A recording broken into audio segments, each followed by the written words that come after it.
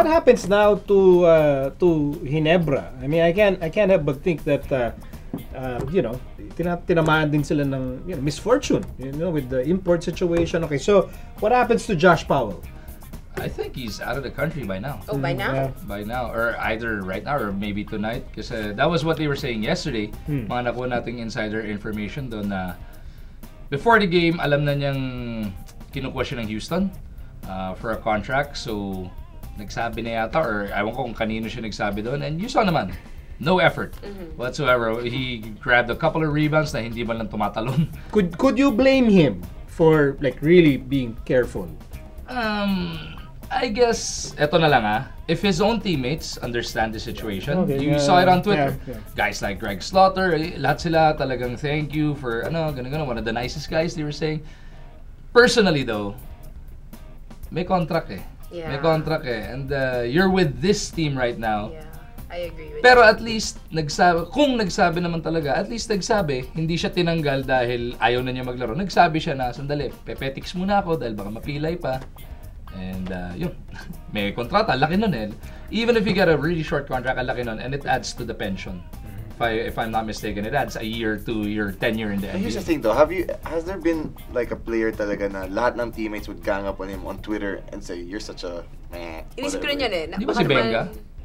No, nobody said anything bad about it. It's not like they'd go on air publicly, but privately, that's what I'd like to hear. I mean, No, but you know what? If themselves. you're upset with the team, and why would you even exert the effort to, like? Hindi kaya like nautusan. I think there are I certain don't think players, so. even locals in the PBA na naaasar yung mga kakampi. Pero I don't think they go to the extent of social media and to express na, ito, langwenta. Okay o na. wala. Pero sa ano, oh yeah, he's such a nice teammate. Pero sa likod pala ganun. But anyway, I don't think I'd blame him for doing that.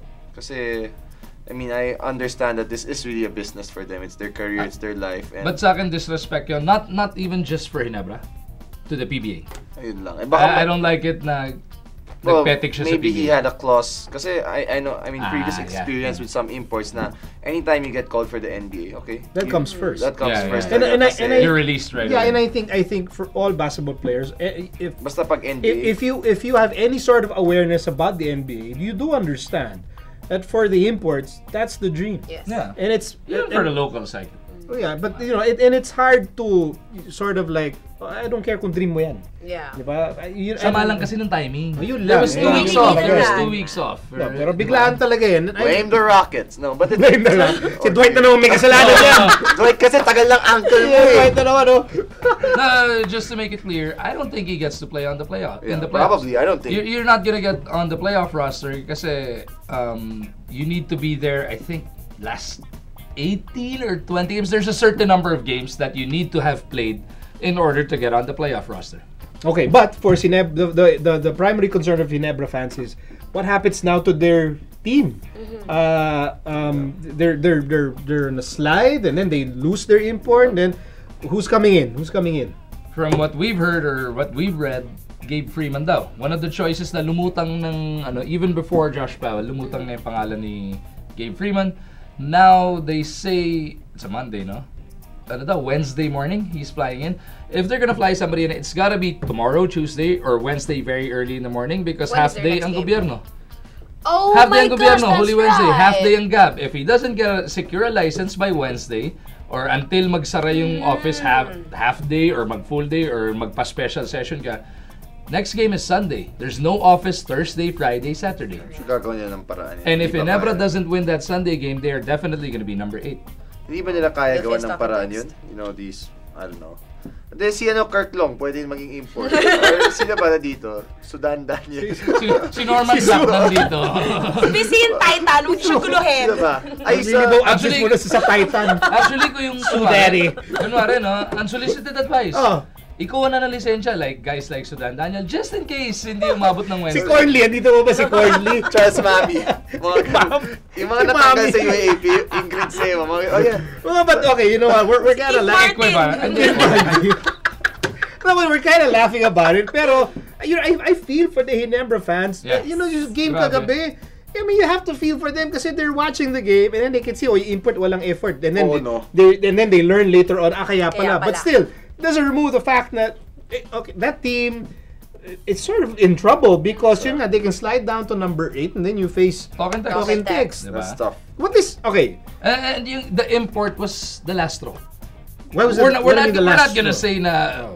yung import lang kaya sila number 8 dahil umalis. Hindi, they've been in trouble. They've had their troubles all tournament long.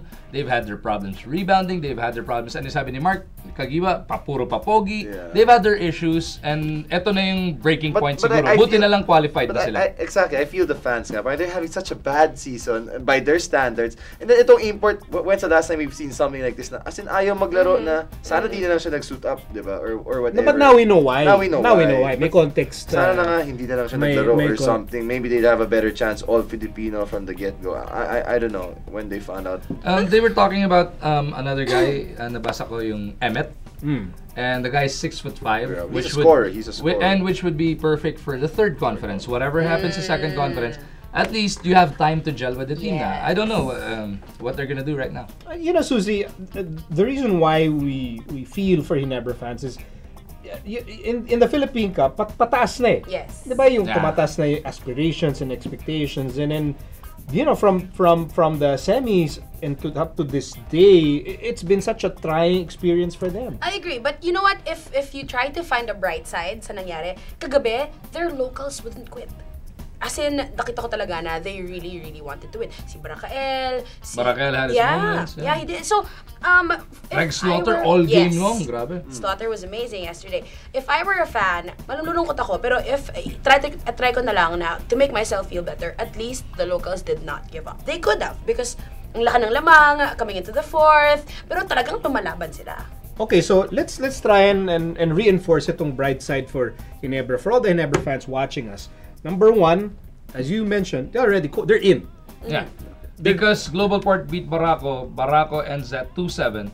3 wins na Ginebra, so whatever happens, They're in. Okay, so Yes. whatever happens, that's number one. Two, as Susie mentioned, yung local crew naman. We're playing better. Even the Yeah, first they- game of they Powell, compete, they diba? look better, the locals. Yeah. Okay, and then three, if you, maybe whoever comes in, whether it's Freeman or someone else, and malay nyo, as long as you're in, and you're in there, Anything happens. anything can happen. You get the perfect, Charles knows that. you get the perfect import, and you can do like a power 8 run. And even Ginebra last year, they beat Rain or Shine Yeah, twice the to beat 2-7 disadvantage. matchup. So, you know, I see the last game nila on Ross. Ross. Malay mo, I think they could beat them all Filipino, honestly. If they're whoever import doesn't get his license, I wouldn't be Alay mo, surprised. hindi na naman makasalo ng rebound si Chisholm.